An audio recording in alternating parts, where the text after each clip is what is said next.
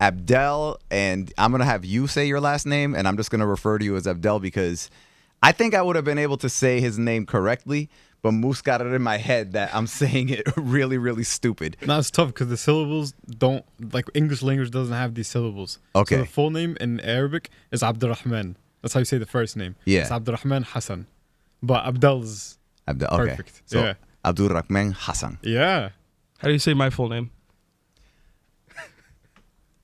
What's your Mustafa? What's your is that your name, Mustafa? Yeah, I call you Moose for so long. I forgot what your real name is. Yeah, Mustafa. Mustafa Ben Salah. Yeah, well, good Yeah. job. Well, Ben Salah, yeah, but Mustafa Ben Salah, but I have to say it like yeah. it's like Spanish. It's like a lot of times, like if you're used to speaking the language, you kind of combine the words. Pretty much. You know what I'm saying? Like, and anybody who understands the language gets it. But if you don't understand it, you're like, slow down. And what's your Yeah. full name? Ramiro Torres Alicea Rodan Contreras. There you go. Do you know, fun fact, before we start talking to Abdel, I don't have a middle name. You don't? I don't have a middle All name. that and no middle name? No middle name. I'm a junior, but my parents didn't give me a middle name. Yeah. And people always think it's strange. Do you have one? Muhammad. Yeah. I Yeah. think in Arabic language, it's just like whatever your dad's name is goes as the middle name. Okay. Yeah. All Arabs, I feel like, have a middle name. Like Yeah. my family calls me by my middle name. They don't call me like Yeah. Mustafa or Moose. Well, I don't know anybody besides me that doesn't have a middle name. Really? Yeah. I mean, think about it. Who do you know? Yeah, that's true. Everyone has a middle name. Yeah. You might not know it, but everyone, they're like, oh, it's Henry. Like, they might be embarrassed. Yeah. I'm like, I don't have one. So I leave it blank when I'm filling forms out. Yeah. I would just make one up at this point. Yeah. It's right initial. M. Yeah, Okay. right? Yeah. What's it stand for? I'll just change it. No one's gonna ask. Yeah. Mike, Monty, Yeah. Miguel. Miguel. That's perfect. So Abdel is the owner of Luxor Cafe in Cambridge. It's like a coffee shop. You do lunch and stuff like that. Yeah. How old are you? 23. 23 years old. Okay, so when I was 23, I didn't even think. It took me, I don't know. Well, let's see. I did own a laundromat for a couple of years. Oh, that's But cool. Yeah, but I was like in my 30s when I did. I never thought about owning a business. I just wasn't brought up that way. So at the age of 23, I was just like, I need to get a job that makes a lot of money. But I never thought about like running a business, starting. I wouldn't even know how to start the business. So did you grow up in a family that like, did your parents own businesses and stuff? So my dad's a dentist and my mom's a professor at UMass Boston. Okay. My dad's an immigrant, so he moved here like back when after he finished college. He lived in Egypt. He decided to move here. His whole idea, he was completely against it. My mom was always like, I love both of them. But my dad is, he's a dad, so he wants to see you as a son, as a provider for the family to do the best that you can. And the idea of me telling him I want to start a business, Yeah. he wasn't really for it. He was like, dentistry works for me. Why don't you want to do dentistry? You want to do something that has high risk, 93% of whatever fails, and started giving percentages. He's like, all this fails. Why do you want to start? And then, and he's a dentist, so he's a periodontist, which is like a specialty. So for him, he wanted me to take over his practice. That was his, like, since I was a kid, he kept like trying to push it. He's like, you're going to become a dentist. You're going to become a dentist. Come to work with me. I started working with him since I was like, 15 or something? Yeah. And it's from like, it was like 4 or 5 years of like going to work with him, being an assistant, doing different things. And he was trying to give me a glimpse of what my life would look like after I become a dentist. But the idea of that, even if I was to go that route, my issue with it was it's 4 years of dental. And then to become a periodontist, it's another 3 years. But then he has a TMJ specialty, and now it's an extra year. And then it would be like a really, really long process. And by that time to take over his practice, the man's already retired. Yeah, and this would be after 4 years of college. Yeah, exactly. Jesus. And on top of that, dentistry is a little bit different, especially as a specialist. You're going to see my dad. Like, you're going to see Dr. Muhammad Hassan. If I take over his practice, why would anyone come to me? I don't have my own rapport. I need my own customers. It's different than a cafe where it's like, this is the cafe. If I give it to my son, he can take care of it because Yeah. they're not coming for him. They're coming for the cafe. That makes sense. Yeah, it does. But yeah, so then my goal eventually, I was always like set on dentistry. I see his lifestyle. I see how like he works, like 10 hours a week, 15 hours a week. I love that. He's chilling. Obviously, he had to go through a lot more to get to that, Yeah, but I really like that. And so my whole life I was aiming towards dentistry. And then I graduated and I started thinking about like what I'm going to do. I was getting ready to take the DAT. It's like the dental admission test. Yeah. You have to take it before you apply to dental schools. I was getting ready to take it, and at that point, I just realized this is not what I want. I don't enjoy doing this. I don't enjoy anything. For a while, I was like, oh, it's just the means to an end. Yeah. But then I just completely didn't enjoy it. And I had a business major. Like I did a MBA. Yeah. And so Where'd you go to college? I went to UMass Boston. Oh, okay. It's my whole family does. And my mom works there. We get amazing like a financial aid. Yeah. And it's just like, if you're not getting full scholarship somewhere else, you're going to UMass Boston. Right. That's the way it is. But yeah. So then I finished that, and I started looking for a different job. I was going to use my MBA. That was my goal. And eventually, I want to start something. Eventually, like after I save up, after I'm ready, then I'll start a business. Don't know what it is yet. I used to like do a little car rental company, rent out a few cars, something like that. But eventually, I want to do something bigger. And yeah, so I was looking for an MBA job, something to do business. It's crazy. No one really cares that you have an MBA. You start from the bottom. You start with cold calling sales. No matter where you are, they care more about how long you've been doing it, where you've worked at, rather than a degree. Unfortunately, that's just the way it is. And so eventually I found a job, and they told me I was going to be a manager. I was like, oh yeah, this is good. You're going to be a district manager of Boston and work for Massachusetts. And it was like for a light bulb company. Super excited. I'm like, yeah, this is exactly what I'm looking for. And they were like, oh, training's in Ohio for a week. You're going to come out for a week, and then you'll come back to Boston, and you'll start working. So I went out to Ohio, and the first day, training's fine. Second day, starts feeling a little bit weird. Third day, I'm like, something's off about this. They don't even know what I'm doing. And then eventually I go to ask someone, I'm like, what's really my job? And he was like, I thought I was going to make like 110. I thought that was going to be what was like the salary was. He was like, yeah. But no one here makes 110. You're more realistic. You start at 50. That's your starting pay. And then your commission is going to be probably about 10 to 20 in the first year. And you think you're going to be doing manager? No. That's the goal to what you're going to reach. But right now you're going to have to start with cold calling. And you're going to do that for a year or 2 years or however long it takes for you to feel comfortable. And then you start going up the chain. And it just felt like I got scammed. Yeah. And then this is like, it's a good salary for Ohio. But most people, the people that were training there, like with me, they're all living in Ohio. My issue is rent in Ohio is ridiculously cheaper than here. Life in Ohio is cheaper. You can't be giving someone in Boston the same salary as Ohio. So I was trying to negotiate that. Eventually, we didn't work out. I was like, that's it. It's not going to work. So then I started looking at other things to do. I really wanted to get into real estate. That was my whole goal. I love real estate. A lot of guys do, to be honest. It's fun. And then I wanted to like buy something, flip it, either rent it or sell it or something. I had a little bit of experience just from like doing a couple leases and started like just with friends and just trying to like be a part of it. But I never did my own thing. So I had an investor, and he was like, okay, we can do it. I'll invest in it. You just take care of everything. So we found a place. It was in Saugus, and it looked good. It was destroyed. Good place to start. It was under like the auction from the bank. So it was like a multifamily, like or it was two houses. So it was one building or like one address, but it was like 2 houses and 4 apartments. So it was nice. Okay. It's pretty cool. And then I looked at it. It was nice. It was under foreclosure. So it was like you bid that day and you find out the next day if you won the bid or not. Yeah. And so like really, really cheap. Like it's as cheap as you can get. The guy that was my mentor, he was telling me that the issue with something like that is you're going to get it and it's going to take you 3 to 4 years to finish. You're not going to make any money in between. You need something to kind of feed your pockets, whatever it is. You're going to finish 3 years later. You're going to hate real estate because every day you had to be there, and you're going to hate dealing with contractors. After you're done, you're going to make a little bit of money, but you're never going to want to touch real estate again. And until then, what are you going to do? So then that didn't work out. He owns a restaurant and a cafe. So he was saying that you should look into something towards that direction. He's like, I have a cafe. Why don't you look into a cafe too? It's like, oh, it's not a bad idea.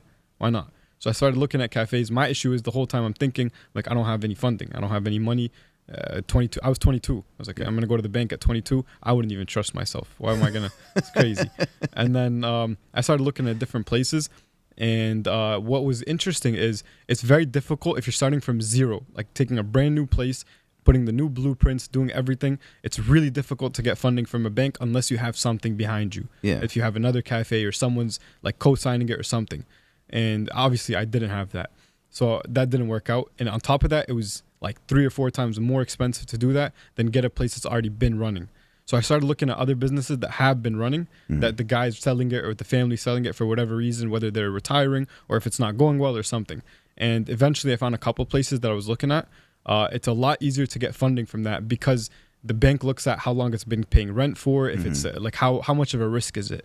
So something that's been running for a while is much less of a risk to them and to the landlord, because they know it's like, if you just keep it the way it is, you're good. Yeah. If you make it better, then you make more, but it's less of a risk. So I found a couple places. The first place I found was the place that I have right now. It's in Mount Auburn Street. Anyone in Cambridge will probably know the place. It's called Darwin's. It used to be called Darwin's.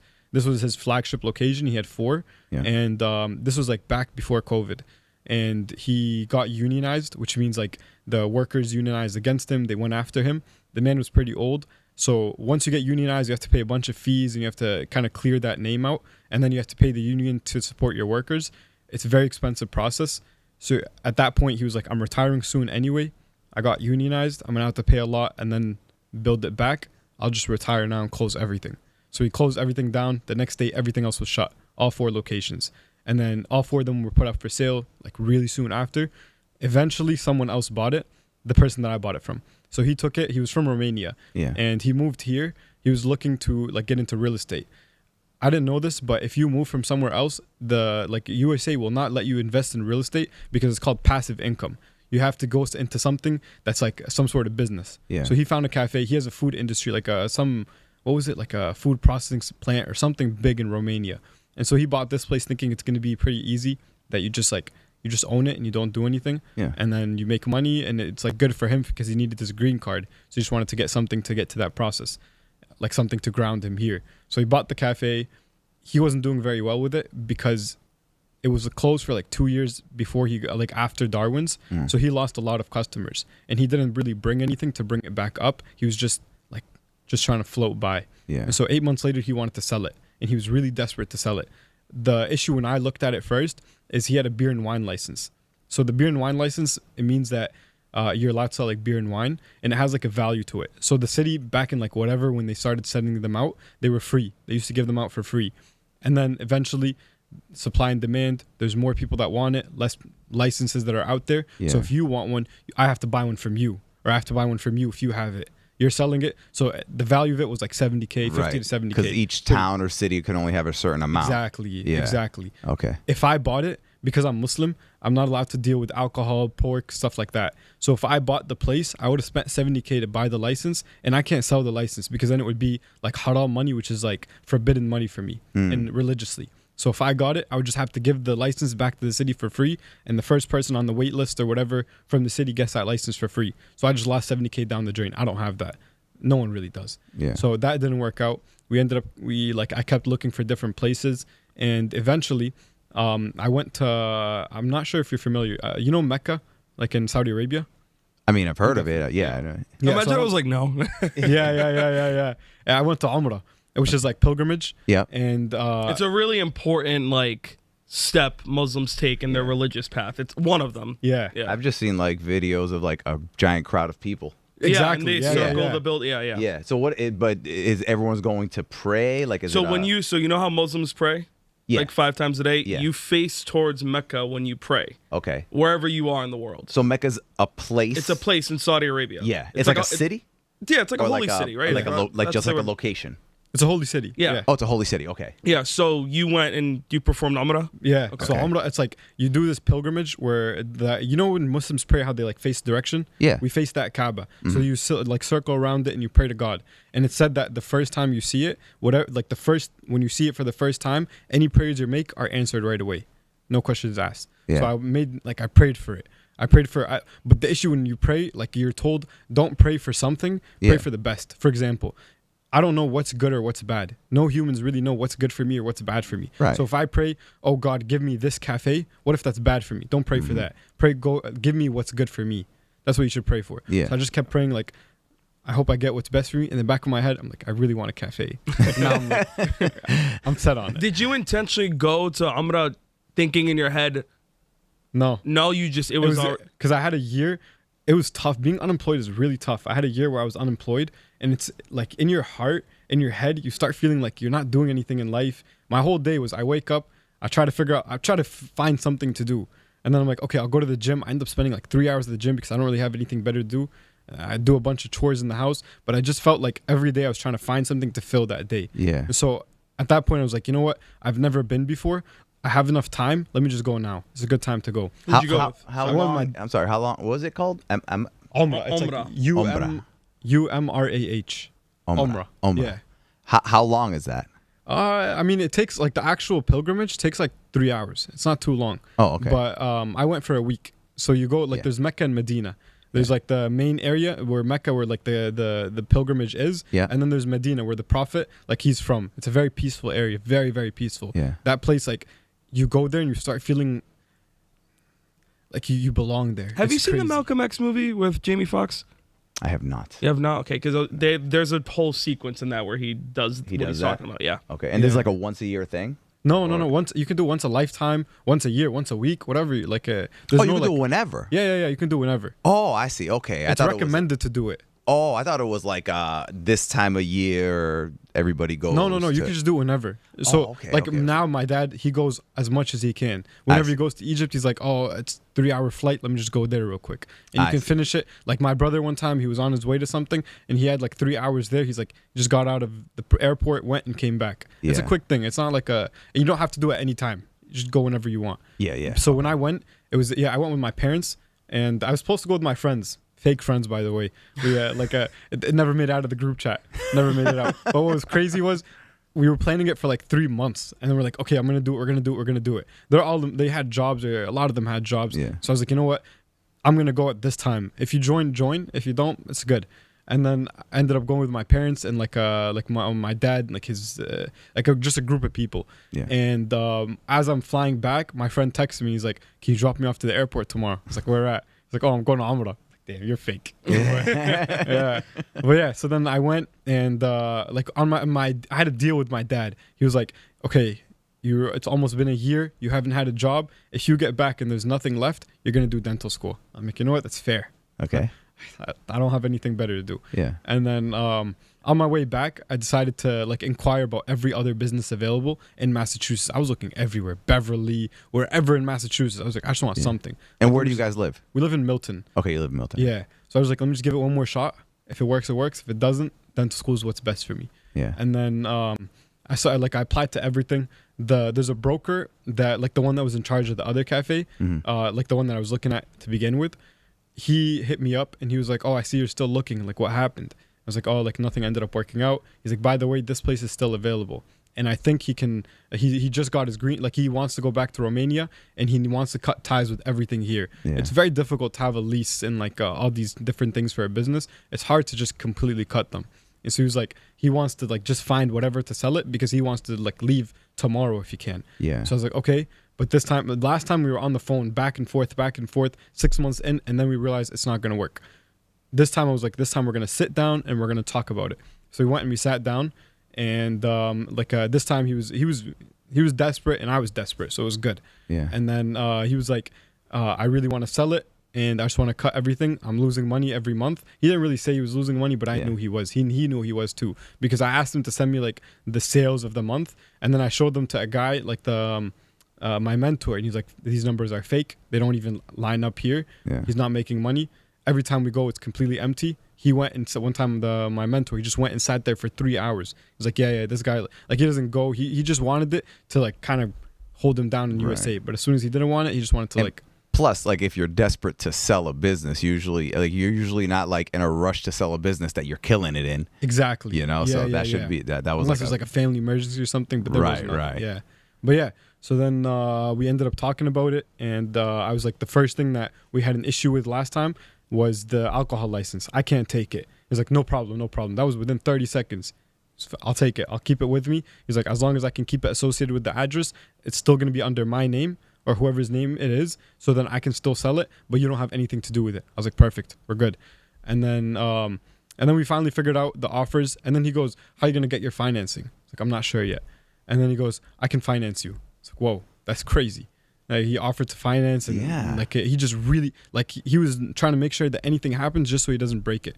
Then the landlord calls, and she was like she was upset that, not upset, but she was like a little concerned that you had the place for 8 months and you already want to move it. And she's like, now I have to figure out the new tenants, all this kind of stuff. And so she told him he has to co-sign me for a year. And he was like, okay, I'll co-sign him for a year. I'll make sure he's good. Or a year or 2 years, I can't even remember. But yeah, so I'm co-signed by him right now. and he doesn't even like he's back in Romania or wherever. Yeah. So he was doing anything just to figure it out. As soon as that conversation happened, I knew this is what's good. Like It's so funny because like I'll look at, you see like on Instagram and social media, like a lot of the people who are like, I'm gonna help you, teach you how to buy and sell houses and all this stuff. And I'm always like bullshit. But the ones that always get me because it makes sense are the people who are like, forget about starting a new business, buy a business. And they get crazy specific. They're like, you want to buy a business from somebody who's retiring from this and that, because when you do that, you can negotiate for them to help you with the financing and stuff like that. And I'm like, that does kind of make sense. It's just like, you really got to put in work to find that. And you you nailed it. This guy was like, I want to get the hell out. Yeah. It's crazy because it's really, really difficult to sell a business. Really difficult. There's not a lot of people looking for it. And then you develop it for you. Like, this is your business. Yeah. So if I'm selling my business to you, you have to have the same vision as me to look into it. Like, if I'm looking for a cafe, you have to find the right square footage. Oh, maybe the layout doesn't matter or something. Like, but there's a lot to it. So to sell it to someone is really difficult. Yeah. But it worked out perfectly. There's a website for anyone who's looking, and I highly recommend it. It's called Buy Biz Sell. Buy Biz Sell? BIZZ and then sell, or BIZ, something like that. BUYBIZZ? BIZ or B? Oh, is it one Z or two Z's? Buy Biz Sell. Buy Biz Sell. Okay. I'm always looking. It's really good. Yeah, or Biz Buy Sell. Biz Buy Sell. It's really, really, really useful. Okay. Anyone who's looking to buy a business, they basically, like, you can look into just search up business. Yeah. Or like whatever is available. Okay. There's so many people selling it. And there's a lot of reasons that people sell for it. Yeah. Honestly, it's a lot. Like, to maintain a business, it's a lot. It's a daily operation kind of thing. Right. And so you have to think about it every day. Someone who's like, that's it, I'm good with money, I don't want to do this anymore. There's a lot of reasons to sell. So it's not, don't be scared if you find a business being sold that it's not doing well. Maybe it's not doing well, but nothing you can't fix. It was already there. And it's really it's much cheaper. The place that I was looking at a different place. The place that I have is 2,400 square feet just upstairs. Downstairs is another 2,400 square feet. It's a really big spot. Wow. I was looking at a different place that was it was 250 square feet. 280. Something really, really small. Yeah. The build out for it, when I was getting different quotes just to get an estimate, was like 600 to 700K without equipment. Just the build out for it with the permits and the licensing and like the chairs and all the fire department stuff and everything. That's what before you buy the machines. If you're looking to buy a cafe, cafes are expensive. You get an espresso machine, that thing's like 25 grand. You get the grinder, like everything adds up so quickly. Yeah. So it's like if you're looking to buy a business, it's so much cheaper to find something that's already there, even if you're going to change a little bit of it or a lot of bit of it. Yeah. Just because all the permitting and everything is ridiculously expensive. And it's really hard if you don't have a different business to like co-sign your own business. It's really difficult to find something. With this, it was like when you buy a house and you're like, I really don't have to do anything. Exactly. It's all fully furnished. Yeah. So, but did you know anything about doing coffee and stuff like that? So no, every day I wake up every day, like today. No, would you YouTube it? It's crazy. It's really crazy. It's like my dad. He makes fun of me. He's like, every time I eat something, and it's like I like cookies or like something. So I make cookies. Yesterday I made one. It was with like cookie dough, and then I put like Ferrero Rocher, M&Ms, and some Nutella on top, and then I had it with ice cream. And my dad looks at me and he goes, "The eighth wonder of the world. How do you own a restaurant?" He's not wrong. That's crazy. Funny. It's really interesting. But then there's different things. Like, I was never interested in coffee. Yeah. You like caffeine, but I liked energy drinks. I was never into coffee or like I loved food. Everyone loves food. Yeah. But I never thought about opening a restaurant or something like that. If you love something, you don't have to love food. You don't have to love drink. You grow to love it. That's one. But two, if you have a vision for something, for example, if I got the cafe because I wanted to build a community, I wanted to build something. That was my vision. I ended up loving the other things that come with it, but my whole vision in the first place was the community. Now I love food. I can and there's a lot of like for example, we started doing crepes. I didn't know how to really do them, but the other people there did. Like my cooks, they know how to do it. One time, someone ordered a crepe. No one was there to make it. I had to be the one to make it. So I just called the other guy from the kitchen and I'm like, tell me how to do it real quick. Yeah, we did it. Beautiful. I got the crepe down from the first time. When you're put in the position, you figure it out. That's like, there's a lot of problems that come every day. Right now, I'm on my way here. We just lost electricity there. random. It was like Really? it's crazy. But there's a lot of things when you're put in the situation, you will figure it out just because you love it and just because that is like it's you. Yeah. You have to figure it out. There's no other option. So let's go back. Okay, so you get the business. You're like, okay, I'm planning to open in what, like a month or something like that. What was your? My goal, I mean, this like people like you're supposed to. They say to have like the budget of the place, and then you have a year worth or at least 3 months worth of in your bank to be ready. I had nothing. I was relying on credit card. That was all I had. So I wanted to open next week if I could, and I opened 2 weeks after. It was like open to open. How'd you hire people? Oh my god! Luckily, because the place was already running, I still had people there that were working from it. But like then you like open the place and you just put a sign up. There's a lot of people who are looking for jobs. Once you really build it, like once you're there and once you actually like it's open, people will want to like people start seeing the vision and they start wanting to be a part of it. Yeah. But it's the hiring is easy. You'll always find people to want. Well, like, especially work. for you. Like, do you know how to make coffee? Yes. You start in 5 minutes. No, literally, I had a couple of emails that were like, "Oh, I'm interested in work." I'm like, "Okay, be there tomorrow, 8 a.m." And then eventually, I mean, you're right. If you want it, you figure it out, you know? yeah. Wow. But the harder part is to find people that really love it and that Right. really do well in the position. Because you can find anyone to fill it, but not a lot of people that actually fill your vision. And I was gonna say, and that get your idea of what you want to build. Yeah, Like, that was don't- the hardest part. Yeah. And you had a fire when I'm not even joking. When I mean during Ramadan, it would be like 10:45 at night. Yeah. This place is packed. He had like 6 girls working the baristas. Yeah. And overwhelmed like with the line and the drinks, and none of them were rude. Nothing came out bad. Yeah. If something was wrong, they would happily fix it. Here you go. Sorry, we probably just got mixed up with the flavor. I was like, And They're you, he amazing. would not want me Yeah. behind that during this time. and you opened extra during Ramadan Yeah, later. so Ramadan we opened till 2 a.m. on Friday, Saturday. Oh And wow. it was great. It was really fun. Yeah. It was very packed. It was a good time, but it came with its own problems. But it was good. Yeah. What was the problems that it came with? When you have that many people, it's really easy to get things confused. For example, there's a lot of people ordering, and it's really loud. So someone tells you like certain things, like even whole milk and oat milk, when you can't really hear. Oh, yeah, with the yeah. voice, like just the words, it's crazy. You don't really think about it, but like if I do, versus. They look the same. Yeah, you're They're right, the same. And then so we had a lot with that. A lot of times people they'll order their drinks or food or whatever. Food we have like a beeper, so the thing beeps and you know your food's ready. Drink is like you call them out.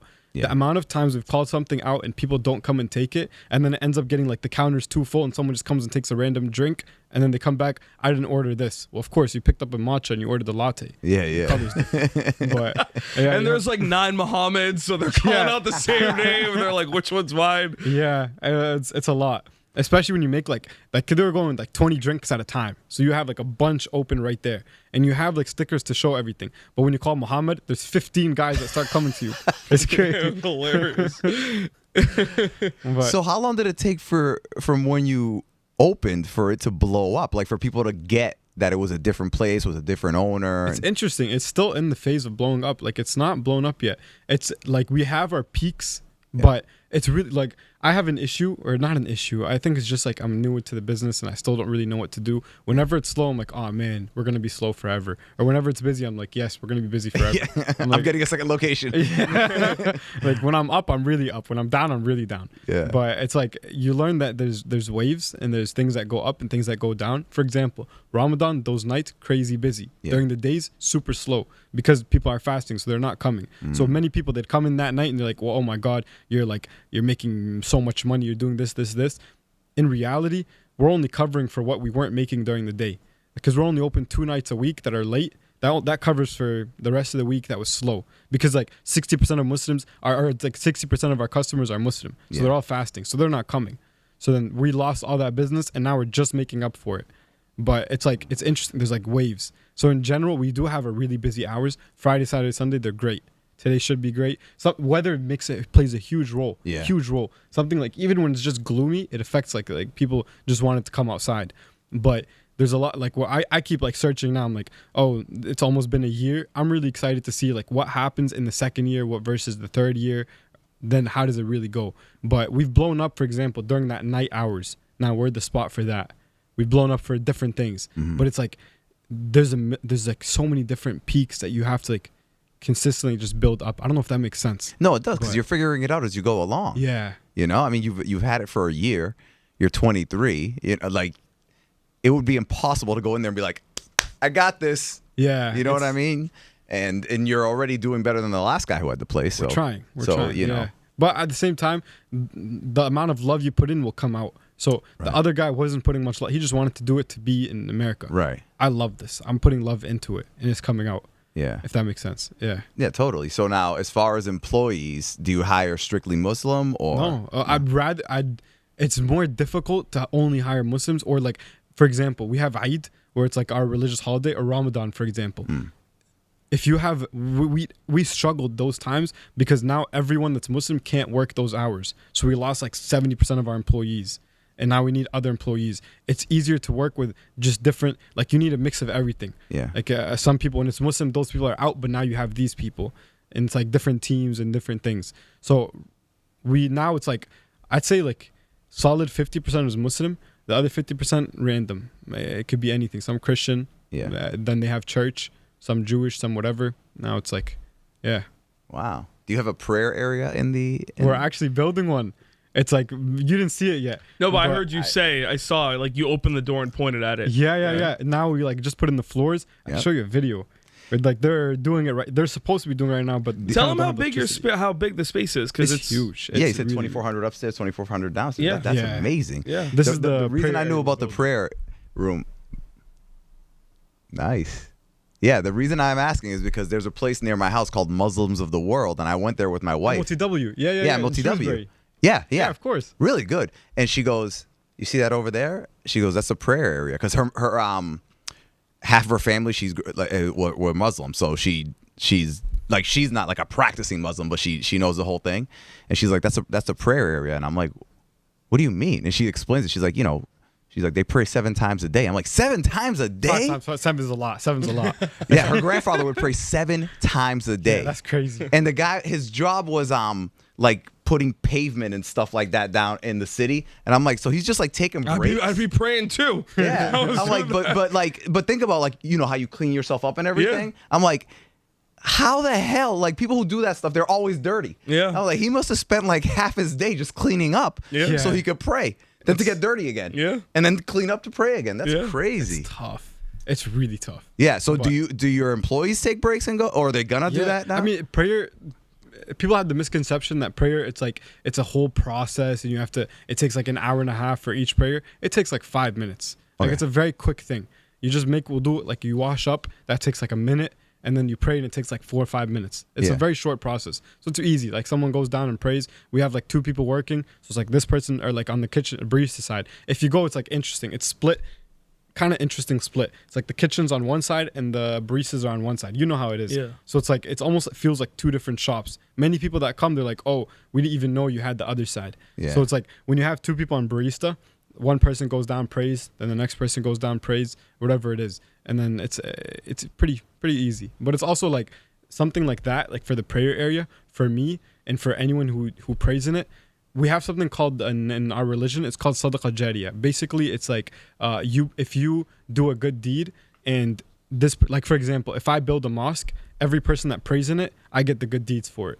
And so the building will get the good deeds for it, the place, and it brings in like blessings into the whole place. So everyone really wants to be a part of that musalla, be a part of that prayer area, regardless what religion, regardless whatever it is. Just because if you put in something and someone else uses it to do good, you get the blessings for that. But yeah, it's Interesting. So, are you thinking about opening up another location yet Yeah. already? not yet, but it's definitely running in my head. Yeah, We've had a lot of issues in Ramadan. Our biggest issues was because we're kind of in a residential area. Yeah. And so people get upset. 11 at night, 12 at night, it is pretty late.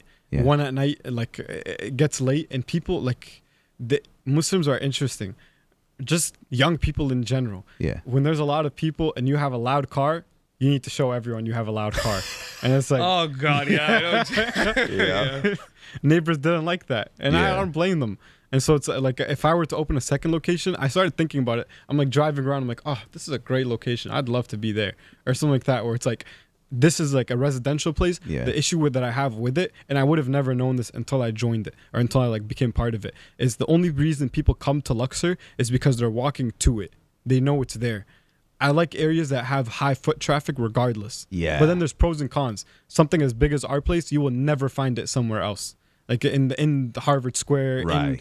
in like Boston Common, you'll never find something that big somewhere else. Yeah, he's like walking distance to Harvard campus, like right there.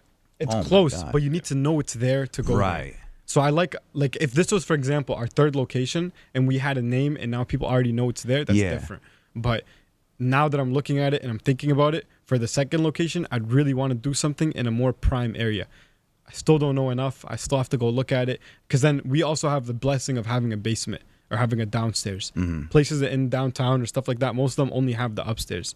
It's interesting, but like it's pros and cons. So I'm still learning. But Yeah, that's crazy, man. It's so funny. You're 23. Like most people, like you even said, like when you were jobless, you were kind of like, I need to be doing something. Yeah. And I think a lot of, especially this generation now, when they're not doing anything, let me take that back. When they're doing something, they're thinking like, I'm doing too much. I should be doing less. And I'm working too hard right now. And I'm like, you barely know how to wipe your ass. You've been working for 5 minutes and already you're working too much. Like, Yeah. come on, It's man. that first generation guilt. You and I have spoken about this. When you're first gen, they put that burden on your back. Like, you better succeed at something. Yeah. We didn't come to this country for no reason. You better Yeah. figure it out. Yeah. Exactly. So I know a song. It was saying that I know people that never had a job that talk about retiring. So true. yeah, Yeah. seriously.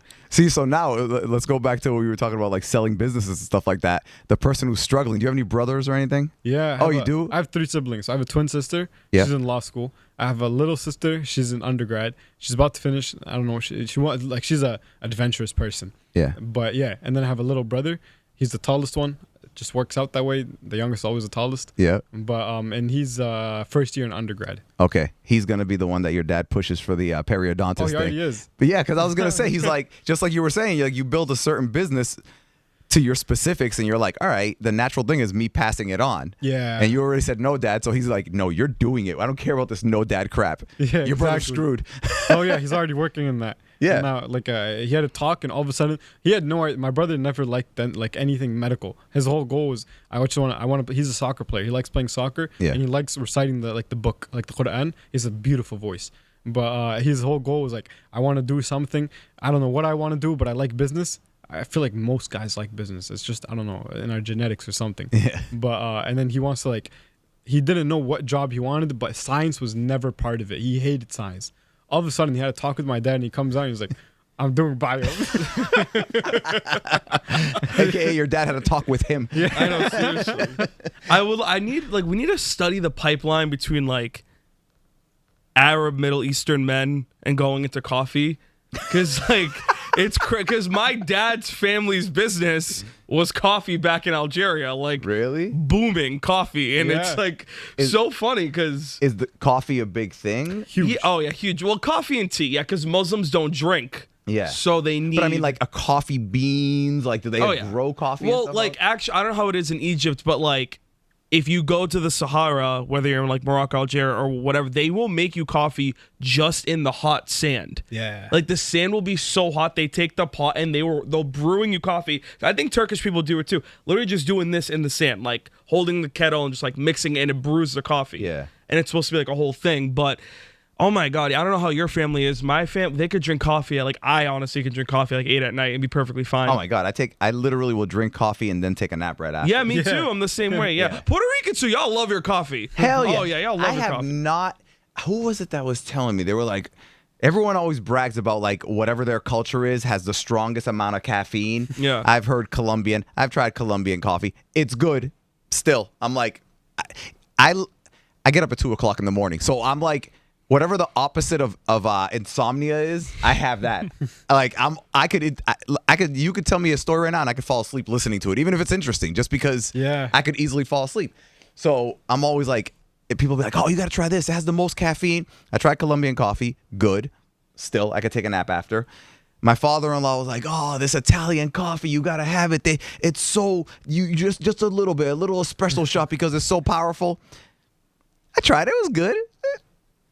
I'm like, give me a cup of that shit. And I'm still looking for that coffee that makes me shake. Oh my! I found it. Cafe Bustelo, is that how you pronounce it? Have you heard of that I've one? had that. Oh no, That's dude! Puerto Rican. I had too much of that one day. It was bad. It was bad. I was acting weird. I was like, I've had it. It's good, but so then what's your go-to? I'll go. It depends on what I have going on, but there's times that I've gone to like Starbucks or something. One time, it was a day where I was like super busy. I had a million things going on. I stopped off at a Starbucks and I said, "What do you have that has the most caffeine?" And whatever it was, she named it. And I said, "Let me strawberry acai or okay." Yeah, I don't know. She was like vanilla, whatever. And I said, "All right, let me get that." I go add 3 extra shots of espresso, and she goes, "I don't know. You're gonna be awake all weekend." And I said, I just need something that's going to keep me awake for like the next 3 hours. I took it. I took a sip. It tasted like shit because I had all those extra shots. Yeah. And I was like, it's all right. I mean, I don't know. I'm still waiting for something You might have to hit up Luxor. That's what I'm saying. I'm like, what do we got at Luxor? We use Colombian beans too. Colombian It tastes beans? great. All right. We use like it's 2 shots in the medium and 4 shots in the large. 4 shots is OD, but at the end of the day, it's like, I don't know, like you kind of get immune to coffee. That's what I'm saying. like- That's what I'm saying. You know, that's the first thing, because he took my order when I went, and that was the first thing he told me. I ordered my coffee. He's like, just so you know, because I ordered a large something. He's like, it's 4 shots. And I was like, all right, yeah, that's fine. Yeah. Just toss it in there. Yeah, I mean, Yeah. okay, sure. But I think a girl right after, she's like, okay, no, I'll just do a small. Yeah. Like, yeah. So I've- it is kind of what you're immune to. I've built up a disgusting tolerance to it. Isn't it bad? It's scary. Yeah, I know. I'm I'm right there with you. Yeah. I'm like chasing it. I'm still waiting for that high. I want to feel it. Like I'll taste, like even when I take something with a lot of caffeine, I'll taste it and go like, okay, this is good. Like I can feel like a little bit of this, but I've never felt like a straight up like, oh geez. Do you like matcha? I've tried it. I haven't had it enough to. Okay, so tell me, what's your go-to coffee order then? Whether you're at Me? home or you're going out. Usually I get like an iced coffee or like a latte, and depending on what I have going on, I might add a couple extra shots to it. A couple. A couple of extra shots, yeah. And then like depending on how many shots, I'll try and drown it out by adding that much Sugar. like Splenda and stuff. Yeah. If it's like 3 shots, I'm like, all right, 4 Splendas. I always add Oh, like, you do Splenda. You don't do any like vanilla. oh no, I'll do sugar-free. That's why I like that MOTW. And I was gonna ask you about your place. I always look for the sugar-free flavors, and that MOTW has the most I've ever Really? seen. The most different like varieties. That place and another place that I like called it's a little spot in Westboro called Coffee and Pie. But not Abdel's like writing this down. He's like, Yeah, but it's Yeah, not. no, but I it's love not- MOTW. I love them. Yeah. They're great. Yeah. That was like when I was looking at just inspiration before I started. I loved them. They were like what them, and you definitely know Qahwa House. no, You don't. no. Search. They're like the big like. Qahwa House is known for vibes. Is known for like if you're looking to meet, if you're looking for something, you go there and it's just vibes, straight Yeah. vibes. I love that, and MOTW too. Mhm. They were always like my 2 biggest inspirations. I was always looking at their Instagrams, like following along. MOTW is really interesting because I had a partner. Like this is a different story, but I had a partner. Like he was supposed to be my partner, and he didn't want to start something from scratch. He was like, let's just franchise off something. And he was looking at MOTW. That was his main thing. Yeah. And I loved them. They were great. But I just wanted to do my own thing. I didn't like the idea of like Paying someone else. like for just the name idea and of like if you franchise off something, then they tell you, oh, we want to do this, and you're like, okay, we do that. right. Or Yeah. you only like you have to sell this. It's not your own thing. This I can do whatever I want. Right. I want to add tiramisu, I can add tiramisu. I can do whatever. Yeah. But that's yeah. No, I enjoy MOTW, coffee and pie, but it's not pie like PIE. It's pie like the symbol. Oh, the symbol Yeah. pie. The math symbol. Yeah. That's actually, now think about it. Abdullah, is he from Egypt? Damn, he's also, I think, Muslim. Yeah, probably. But we went, like, it was one of those places, kind of like, it was close to when they opened. We went in and we were like, this place is really good. And they were like, just kind of like Yeah, starting. you always post this place. Yeah. Yeah, they were just starting to kind of like get people going and stuff. Now, I was there earlier this week. I went to pick up some coffee to bring it to my wife's job. And I was like, yo, this place is bumping because it's really, really good. Yeah. And I think it's that freaking connection, like you said. Yeah. Them Middle Eastern coffee. That pipeline needs to be studied. I swear, there's something Yeah. there. I swear to God. So anyway, so you said sugar-free iced latte or a hot latte? Sugar-free, yeah, sugar-free. Like what do you go for? Like vanilla, caramel? Vanilla is usually the most consistent, But every now and then I'll spice it up. Sugar-free on that calorie deficit. Them sugar-free syrups Yeah, come in baby. handy. They do. Did you ever do the protein shake in the coffee? I think I told you I started doing that, right? The protein. Oh no, I have done it at home. Like I'll get like a coffee and then like You dump the protein I'll shake in there. dump a protein shake, shake it Yeah. up. Those But are- but the thing with me too is it's too thick for you. Yeah. Do you do like the pre-made ones or if you make your own, then yeah, it's too thick. I do. Okay, yeah. well, I personally found that out. I was like, this is disgusting. Like, Yeah. it was just too like chalky, and I was like, what the hell is this? oh man, you're not shaking it hard enough. Are you kidding me? I'll put protein in freaking anything. I'll just you dump it in, you shake it I'm hard not- enough. I protein powder and me have a very toxic relationship. Do you work out? I'm assuming you said you Yeah. work out. It's really about You why ever- you don't. You love it. You haven't found the right one. You haven't found the right one. There's So- a Fruity Pebbles one that's delicious. The ISO one. I think so. Yeah, ISO. Okay. Delicious. I like ISO. So my go-to is a scent.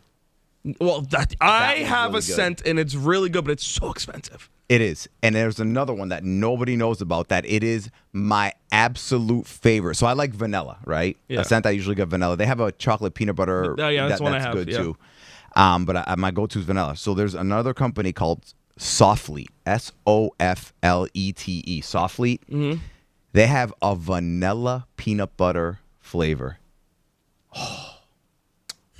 It is so good. So good. Are you like protein powder and like straight water? No. I'll do protein powder and either like can't do the water. almond milk Okay. or like a coffee. Like I do it's blonde roast. What's the name of the Califia? Yeah. That Yeah. one. I'll do like that. I'll add.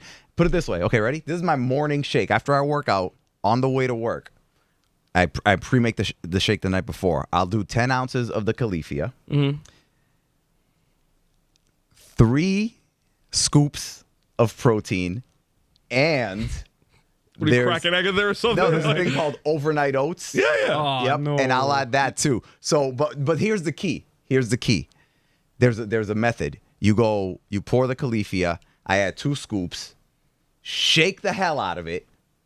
Check to make sure it's blended in nice. Add another scoop separately. That's scoop 3. Shake the hell out of it. Make sure it's blended in nice. Then add the overnight oats or the 4th scoop, whichever I'm in the mood for. Shake the hell out of it, and then it works. And then it's not too chalky or any of that stuff, and it's not like clumpy or anything. You can't don't go crazy and add all the scoops in at once. I don't know if I want to be chewing my coffee though. Like, Bro, you get like 100 grams of protein in one shot. I mean, like that's Because each scoop is 25 grams. that's insane. Yeah. that's insane. How about you? What's your go-to coffee in the morning? Go-to coffee. I don't know. Every like season, I have different things that I'm really into. Or whenever you add a flavor, I'm like, oh, this is my flavor. Yeah. And this is what I go for every time. And then it starts switching up. I've been really liking date in my coffee. I've been really liking the flavor of it. Date? Yeah, like date syrup. I love that. So Really? I put date and caramel. That's been my thing lately. Yeah. But give it another week, it'll switch out. Switch it Like, yeah. It's like different. I was really into the tiramisu one. We were making a tiramisu, and then at one point I was like, damn, this is way too many calories for a daily kind of drink. I gotta slow this down. And then Can I tell you? One night I went to Luxor. I didn't sleep the whole night. And I'm not even kidding. I had a churro iced latte, which is my favorite thing you guys do. I love that a one. churro iced latte. Churro? Yeah, like Yeah. churro. We do dulce de leche and cinnamon. Wait, the churros like Like the Mexican Yeah. dessert. Yeah, where they fry. Yeah, churro iced latte. Yeah. Okay, what's it taste like as a latte though? like cinnamony, Okay. sweet. Yeah, like dulce de leche kind of vibe. Okay. That and a strawberry matcha, which I got hooked on at Those are Luxor gas. because those were so good. I had the latte, a strawberry matcha. My sister didn't like her coffee. We ended up finding out she did the thing where she picked up the wrong one. Yeah. I was like, Sarah, your name's not common. Like you could have heard. She's like, I could have sworn she said Sarah. It was crazy in there. It was a matcha. I drank that too because she just got a small. By the end of the night, I was like bouncing. I was just because matcha is matcha. I think Is matcha's the green stuff? yeah, right? Yeah. so it's green tea, but it's a cleaner form of caffeine. That's why a lot of people like it because coffee sometimes can make them feel weird, and matcha kind of like gives you that kick, but you're not like shaking. Yeah. That makes sense. It's green tea fermented. I don't know. I could be saying that wrong. The good thing about it, like for example, if you look at like the charts of how like the caffeine ingestion happens in the body, Yeah. if you take coffee, it's like a spike and it dips. Yeah. So a lot of people when they have coffee, they'll feel really good and then it just dips. Yeah. Matcha is different. It's like it goes up a little bit and it goes up and it goes up and it just stays relatively up. Like it's Okay. like, so it's more like you. If, for example, if you're hitting the gym, Yeah. I drink a coffee. I need a coffee. I go in the gym. I'm powered up, and then I go. Right. But if I want to be like energetic throughout the day, I'm like just living a normal day. I'll drink a matcha. The matcha will like keep it steady throughout. Yeah. That's like Okay. Yeah. So I think I'm gonna have to matcha Try up it. then. Yeah. Try. I love. You're not gonna I love feel good that matcha. really like. Yeah. No, but that's what I need. I need a consistent. I need it to go longer than. Yeah. Right What I do with my matcha is I kind of stole the idea from their face. Califia, that brand you like, they have a strawberry cream flavor. Yeah. It's made with like coconut milk and almond milk. So you take your matcha, you make it. You got to learn how to make it. It's really easy. And then you pour that with the strawberry cream. You could even do a scoop of vanilla protein powder. Okay. Listen, I could do a scoop of vanilla protein powder with eggs. Okay. That's just travel. But Whisk like, it with the eggs. like I can't with that. No, that would be really, really good. My go-to, I'm wicked simple, an iced vanilla latte. I can't go vanilla wrong. latte. I'm not gonna lie to you. I should be doing this, but I can't with the sugar-free sometimes. Yeah, they have like an aftertaste. There's just I'm like, I just want one thing without the sugar-free or like the 0 calorie or whatever. I'm like, I just want my coffee. Give me my full sugar, full fat. If you get iced used to vanilla sugar free, latte. that's great because Yeah. then you won't feel that aftertaste. But whenever I drink like a sugar free thing, it tastes great for a second, and then it has like, it tastes like stevia, like a like Yeah, aspartame or sucrose, Yeah, whatever like- it is. Yeah. See, I'm used to it at this You're point. so immune to Plus, it. I'm older, man. You guys are young. You guys could destroy your bodies and come back and recover the And then next I'll be day. like, I should have did Yeah. the sugar-free. Yeah, I'll have it with sugar, and the next day I'm like, what did I eat? I can't go to work today. No, seriously. I'm struggling. Wow. Okay, so what do you have for food now? So we have, it used to be Darwin's, which was a sandwich shop. And so Yeah. we kept that sandwich shop. We made it a halal, which means like kosher. Yeah. So everything in the restaurant's kosher. Yeah. So we do like roast beef sandwiches, turkey sandwiches. What's kosher though? Kosher's like without what? It's like slaughtered. Humanely. Yeah, like humanely. Oh, I see. Okay. Yeah. And then, so we do like roast beef, turkey, chicken sandwiches. Then we do like eggs and you know something called it's very similar to pastrami. It's called pasturma in Arabic. Uh-huh. I think you probably know it. Yeah, and it's like an aged dried beef that's really really really salty. Yeah. When you cook it in the eggs, it's really good. So we do like something like that. We do a French toast. French toast is our biggest hit right Dubai now. chocolate French toast. Yeah. Yeah. I don't know if you got hip to the Dubai chocolate trend. No. It's like it was. It's still pretty viral. It's Yeah. like a crunchy like you know phyllo dough. Yeah. So you chop up the phyllo dough, you cook it up, crunchy. You add pistachio butter to it. Delicious. It's really good. And then you put chocolate on it. And so we do like a French toast with that. Delicious. Really heavy though. Really heavy. He sounds so experienced for a guy who a year ago didn't even know how to make It's a coffee. crazy. Yeah. I was talking to someone. I was like, I can't believe it. Like a year ago, I look back. I'm like, what the hell was Like, I oh, you doing? went to culinary school? No. It's funny. Do you do, or have you heard of Chakchuk? Shakshuka. Yeah, we have shakshuka too. I love That's that. good. Oh my God. I went to Miami with my wife a couple months ago, and I'm like, I didn't know what it was. I never heard of it. I just saw it on the menu, and it had like the description. I'm like, this sounds like it's going to be good. So I ordered it. We were there for a week. I ordered it the first day for breakfast. Every day I went in there. By like day 3, she knew exactly what I wanted. It's really good. Oh my God, it's so good. Yeah. It's really easy to make too. It's not Really hard. easy. Yeah. It's like a bunch of stuff mixed together. Yeah, pretty exactly. much, yeah. Shakshuka, like literally, just means like shaking up. Yeah. Like, you just put things and shake it up. That's it. It's Okay. like, and you could do like your own variation at home too. Just take some peppers, onions, whatever it is, saute them, chop it up. Yeah. And then add the tomato sauce, let it cook for a minute, put the eggs, you're done. Okay. Put some cheese and parsley. Yeah. Yeah. Oh, I like it. All right. Luxor Cafe. You Now, learn a lot. It's crazy. It's fun. so do you feel like, not do you feel, does your dad feel like, is he like, okay, I get it. Oh yeah, now he loves it. He loves it now? Okay. The first like couple months he wasn't even really coming. Yeah. And then he started like coming and he started seeing it get busier and the weekends were getting good vibes and he started seeing more people and then he started like seeing people he knows and then eventually like he really started to like every human is social.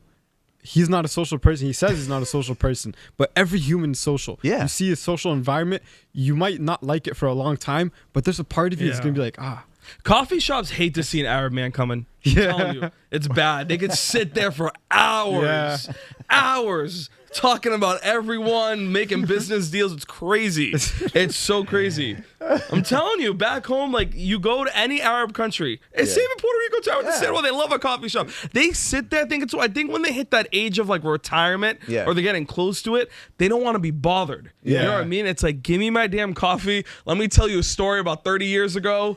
And they might change it in their like benefit. It's hilarious. I'm telling you, dude. The story will change every time you hear it. Story will change every time you hear it. Yeah, it progresses. Because nobody remembers it. People, this is like a scientific fact. Like with memory, you only when you're thinking about an event that happened to you, right? If I tell you the story about something, the next time I go to tell that story, I'm grabbing the information from the last time I remembered it. So like, you weren't like that though. No. A lot of it's like a scientific thing that people do that. I thought you were saying you did that.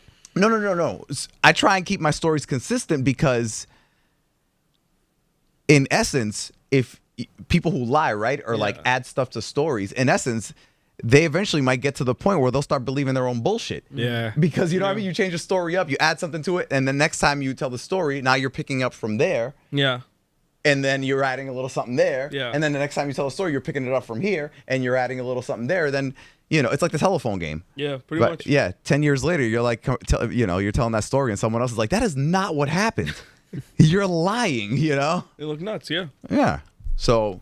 All right, Luxor Cafe. The website is Luxor Cafe. Yeah, it's like we were making there's an extra E in there. Yeah, it's a cafe with 2 E's. We were looking for like a Luxor Cafe before we like made the social media. I wanted everything to be the same, like the same tag for Instagram, for everything. Yeah. So we were looking for we just wanted to do a Luxor Cafe. That was taken, unfortunately. Yeah. So we were like, what can we do? Let's just put a second E. We just made it Luxor Not an Cafe. extra X. Nah, X is Luxor Cafex. Cafe means like, I don't know. You look at it and for a second your brain can like low-key think that it just says cafe. Yeah. You move on. Do you have a partner or is it just you? It's just me. Jeez. I had a partner before I started. Yeah. Thankfully things didn't work out, which was good. Not because we're still good. Me and him were still good. Yeah. But the issue when you run a business with someone, if you have 2 different visions or 2 different goals, it starts pulling in different directions. And it's like, and then there was my business partner, or like my mentor. He was the one telling me like, cut it off. Not about who he is, just having it with someone. You guys are good today. Next week, you might not be good. Yeah. You're going to have an issue in the cafe. You put in 50 hours. He put in 30 hours. How do you split it? You lost money. Who puts in the money? Like, it's so many things. It's like, you want to do this. He doesn't want to do this. What are you going to do? Yeah. It's like, it's too complicated. Do it by yourself. Yeah. And then, It's funny because you hear so many stories about people. I'll ask people stories and they're like, oh, when I started, I had a partner, and it's not always like, I mean, sometimes you get a story where the partner was just like a piece of shit who stole money or whatever. But other times it's like what you're saying. They're just like, you hit a point where you're like, all right, I feel like I want to go this way. They're going that way. So it's like, let me buy you out. Yeah. And do it before it gets ugly or whatever. And thankfully it happened before we even opened. Yeah. And so it was good. Like we're still I was at his house a couple of days ago. We're still good. Yeah. But he's also not a very social person. He doesn't like to deal with humans. So he just it's funny. He wants a bakery where he like wholesales. Doesn't have to deal with like the regular customer Right. day to day, just to the business, drop it off, done. That's his type of thing. Okay. But I love like the interactions. I love building a community. I love that Ramadan vibe. I love it. He would hate it. He would absolutely hate it. I All love these that. people get out. Yeah, exactly. I love it. It was a great vibe. I really, really enjoy that kind of thing. And How did you find your mentor? Because you keep mentioning him. Yeah, so he's a very close family friend, and he's the guy that convinced my dad. Don't worry, we got him. He has he has a cafe and a restaurant. Yeah, it's called Black Seed. You might know. Yeah, it. of course, I know. Black Seed, yeah. He's also an Egyptian dad, and so he has Black Seed and something called Cafe 26 right next to each other. Black Seed's great. But it's great. I love that. Yeah, it's really, really good. It's like a Middle Eastern kind of like thing. It's right next to Suffolk, right? Yeah, exactly, in downtown Boston. And he was a friend. How did you meet him? My dad and him were like close friends. When you move, you just find anyone who is close to you, Yeah. and you just become friends with them. So they were friends since they both moved here. Yeah. And then like they continued being friends. Now they're best friends, and they have been like whenever they travel together, they do whatever. Yeah. And I was telling him, like I was telling my dad, I want to open something, some kind of food industry. He was completely against it. And then the other guy, like his name is Ibrahim, he was like, don't worry, we'll make sure he's good. He went and looked at the place, and he was the one that was kind of like feeling it out and like making sure that it's good. But now whenever I have questions, I call him. Yeah. Like if a month is low or something happened or something like that, I call him, what's going on? He tells me, don't worry, this. Yeah, it's great to have a mentor, and then eventually you're going to be somebody's. Yeah, I look forward to it. Yeah, Pay it because back, yeah. it's huge because, like you said, you know, someone they'll call you up and be like, "Hey, this is happening," and to them it might be like an end of the world problem, and you're like, "No, it comes with the territory." You know, the amount of times I called him freaking out, and I'm like, "Oh, this is happening." He starts laughing. I'm like, "This is not a laughing matter. Why are you laughing?" He's like, you're too young. You don't understand yet. And it's like it's interesting because for him, it's like I feel like after a while it becomes routine. So it's not like nothing really phases you. Yeah. In the beginning, you're so sensitive. Yeah. Like this happens, and oh no, this is it. It's not gonna work out. But for someone else who's like has been through it, he's like, it's nothing. Like, yeah. Yeah. All right. Well, I know you got to leave soon, so I'm gonna ask you some random questions. Let's now. do it. If you could time travel to the past or to the future, you have to pick one, and you can only witness. You can't affect anything that's going on. Which way are you going? Future. Past already happened.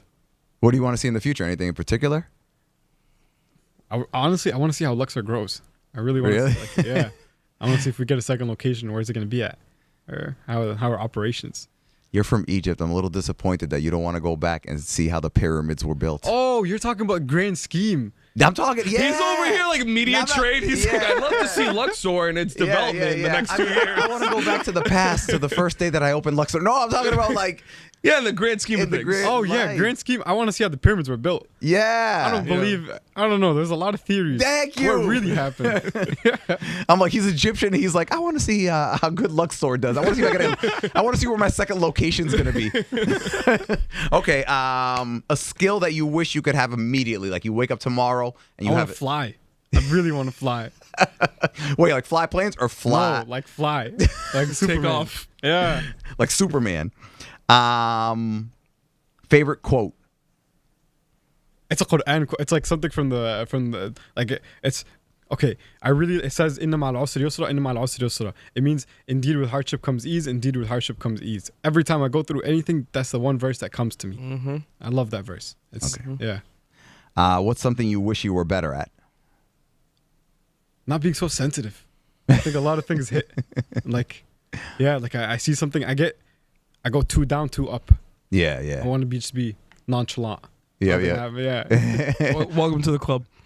So you gotta get someone to talk you down. Oh, dude, Yeah. I am the king of something good happens, and I go like this. Oh, that's cool. Boom. Back to baseline. Something shitty happens. I go, oh, that kind of sucks. Boom. Back to baseline. Did that like grow into you, or were you always like that? I feel like I've always kind of been like that. I don't know. Like, definitely, I just hit a point. Like, I got to a certain age where you just saw like things happen that you're like, oh, this is not the end of the world, or this is, you know, some people, whatever your ultimate goal is, you might reach it, and then you're like, Yeah. this is it, you know. So like, I don't know. I just, no matter what happens, it's just like, oh, cool. Oh, that sucks. All right, keep it moving. All right. Is there anything I didn't ask you that I should have? That's a tough question. I don't think so. No. Yeah, nothing off the top of my head. All right. I really enjoyed this though. This was really fun. Good, man. I'm Yeah. glad. I'm glad. I got to go visit your spot now. Absolutely. I can't wait. Luxor Cafe. If you want to check it out online, Luxor Cafe, CAFEE.com. It's in Cambridge. Check it out. Abdel, thank you so much for coming in, my friend. Thank you for having me. This was great. I really, really enjoyed it.